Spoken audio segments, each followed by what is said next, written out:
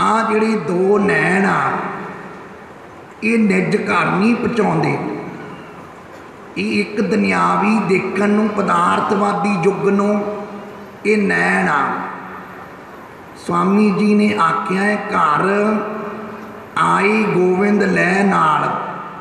हे स्वामी तुसी मेरे घर विच आओ, नाल बसो, सवास सवास तुहाडे दर्शन होण, नाल ही रहा, तृप्त कर दिओ, अंदर दर्शन होण। जब तक देही है शरीर विचों ना विसरी, जदों देह चलेगी दरगाह च आत्मा चों ना विसरी। इस मिशमती मैं छोटी जी एक साखी राजे जनक दी तुहाडे अगे याद आई दसां। राजा जनक जी एक समय महलों दे विच सुते पए सी। गूढ़ी नींद च सुते सपन आ गया। सपन दे विच सपने च राजन जंग युद्ध च हार गई। जदों हारी प्यारिओ वो गरीब कपड़े पाटे गरीब अपने जानी दर्शाया उन्हें सुपने च। नंगे चरनी रेता गरम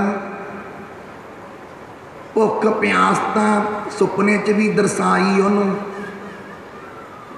सुपन एक दोष है, इं नहीं कि सुपना एक प्रथा ही नहीं किसी चीज़ की। सुपन एक दोष है। जो किसी को लगता है उहदे मन के भरम पैदा होंदे ने।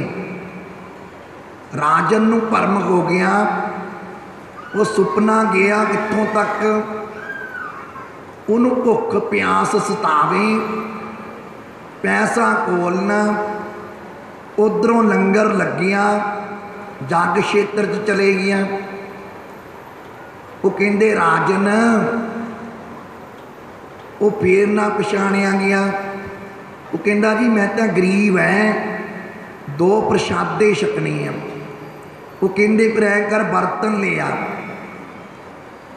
घमियार कोल चले गया। राजा जनक जी घमियार कोल गए, वो कहते पैसे दे। वो कहता माया तो मेरे को है नहीं, मैं तो रंग हाँ। उन्हें तिड़किया भांडा देता जिहड़ा काम ना आए।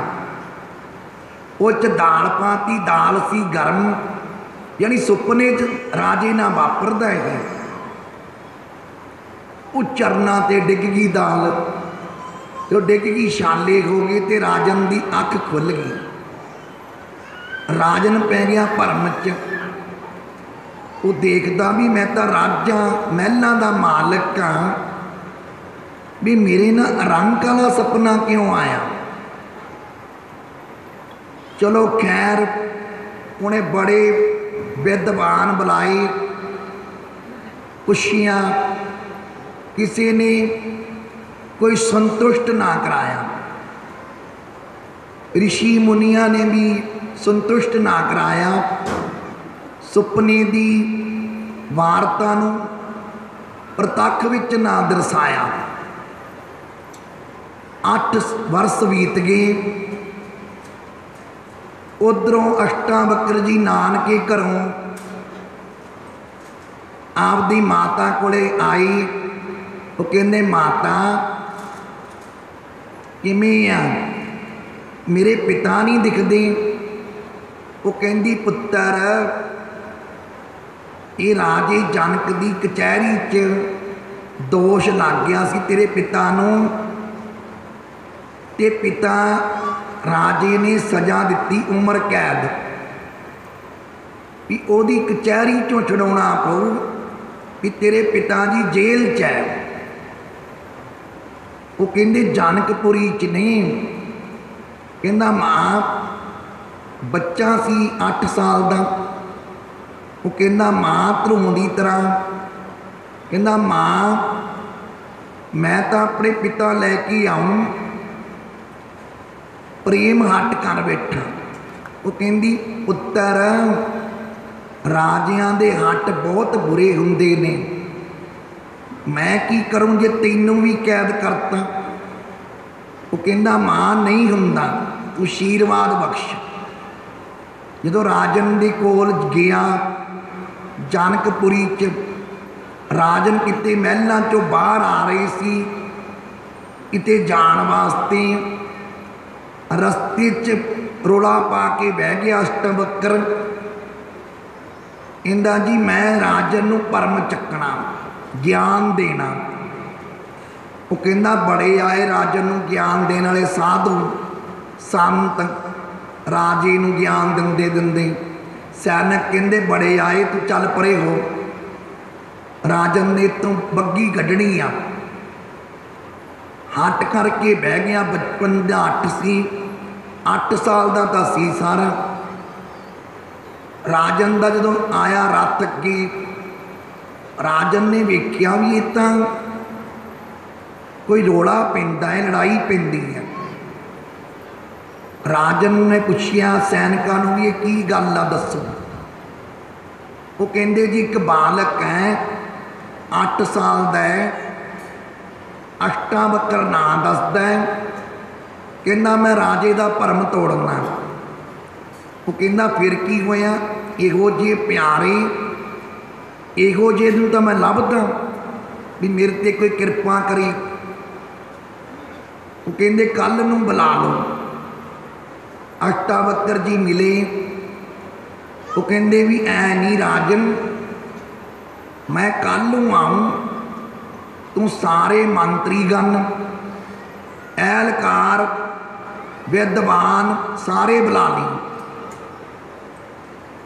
अष्टावक्र जी थोड़ा लेट गए।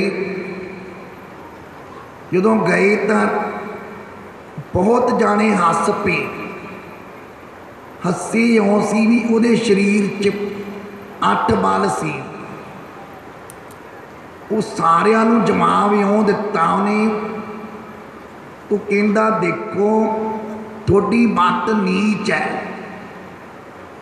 जे तुहाडी मत उजल हुंदी ना, तुसी मेरा शरीर नहीं सी वेखना, तुसी मेरा ज्ञान अनुभव वेखना सी। उन्होंने थों गईयां भी हाँ असी शरीर ही वेख्या, ज्ञान नहीं बच्चे का। वो कहते चलो अष्टावक्र जी इनू छड्डो, मैनू ज्ञान दिओ। वो कहते अष्टावक्र जी कहते राजन ज्ञान मैं दे दूँ जिमें कहेगा। वो कहता फिर मैं घोड़े चढ़न तो पहलों राजन कहते जनक जी कहते मैं ज्ञान लैना ते तुसी ना दिता मैं फड़ के सूली चाड़ दूँ। वो कहते ठीक, कहते गुरु धारना पैना, गुरबिन ज्ञान ना ही भी गुरु धारो। वो कहते वो किमें धारो। वो कहते 3 वस्तुआं ने, मन करके, तन करके, तन करके। वो कहता देखो ये विच मेरी अध शरीरक मालक नाम मेरी प्रिया, मैं उहदे नाल सलाह करके कल नूं दसूं। महलां चले गया राणी दे राजन। राजा जनक जी कहंदी प्रिया मैं सवेर नूं एक चीज़ देनी है, तन मन धन। वो कहंदी जी आपां धन देता राजन आपां गरीब हो जाएंगे, जी मैं शरीर दवाता मैथों शरीर विलस जाना तुहाडा, तू ऐ कर मन दे दे राजन। हुण ये नहीं पता मन दा ही तां स्यापा। वो कहंदे ठीक।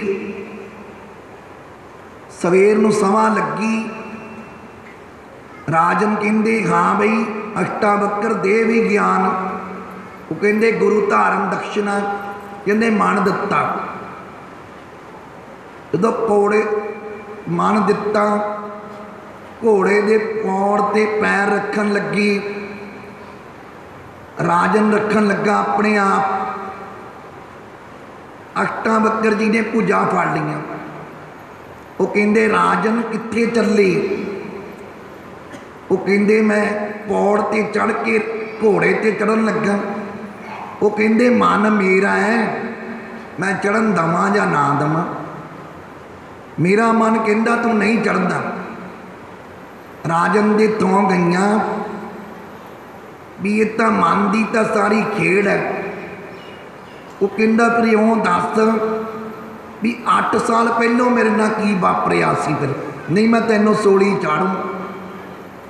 थोड़ा जिहा फिर अष्टावक्र जी ने रब वाल ध्यान ला के कहा भी राजन तेरे विच दोष है एक सुपन का।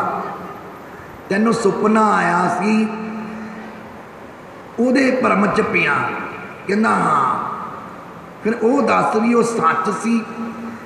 मैं तो कंगाल हो गया सी कि आ सच है, राज महल आ मेरे कोले। वो कहते राजन, अष्टावक्र जी कहते ना वो सच सी ना ये सच है। वो सुपना सी, सुपने कदे सच नहीं हुंदे, ते ना ही कहते ये सच आ, क्योंकि ये भी सुपने जो संसार आ, ये देही नाशवान आ। ये राजमहल माड़ियाँ किसी समय अनुसार बिनस जानियाँ, क्योंकि मिथ्या होया वा। बड़े बड़े फकीर पकंबर राजे महाराजे राज भाग भोग के चले गए। कहते मिथ्या राजन, ये तेरे नाल नहीं जाना। फिर इत्थे भरम चक्किया ते गुरु ग्रंथ साहब विच दसिया है, हर का सेवक सो हर जिहा। ये प्यारियों, राजा जनक जी कोई छोटी मोटी किरपा नहीं सी, बड़ी पावर सी। राजा जनक जी एक उपदेशी नाम जपन वाले सी, राज भाग दे सच्चे सुच्चे सी। उन्होंने भगती च जनाया। राजा अष्टावक्र जी ने बच्चन जनाए भी राजन, जिहड़ा रब दा प्यारा है वो रब जैड़ है, अंतरयामी है वो भी, क्योंकि वो रब दे प्यार विच भिजिया होया। वो रब नाल प्रीत लाई बैठा, ताही ज्ञान कराता राजन नूं। राजन ने फिर पूछया भी तू की मंगदा? वो कहते मेरे पिता जी नूं छड्ड दो। फिर राजन ने पिता भी छड्डे। फिर गुरबाणी चगों दसिया है, भेत ना जानो मानस देहा। मानस देही का की भेत है? ये कोई भरम नहीं इहदा जा सकता। दे आंदी ते जांदी है, आवण जावण सब खेड़ बनाया। आग्याकारी की नहीं माया, ये रब की माया है। देही जिहदे नाल इतना प्रेम करते हैं आपां, ये नाल नहीं जानी। जिन्ना प्रेम आपां दे ना अपने ना करते हैं, कई नास्तिक मन इतों तक सोच जाते हैं भी जो कुछ करदा मैं करदा, मैं ही कराना, मैं ही करूँ, मैं ही नहीं बंदे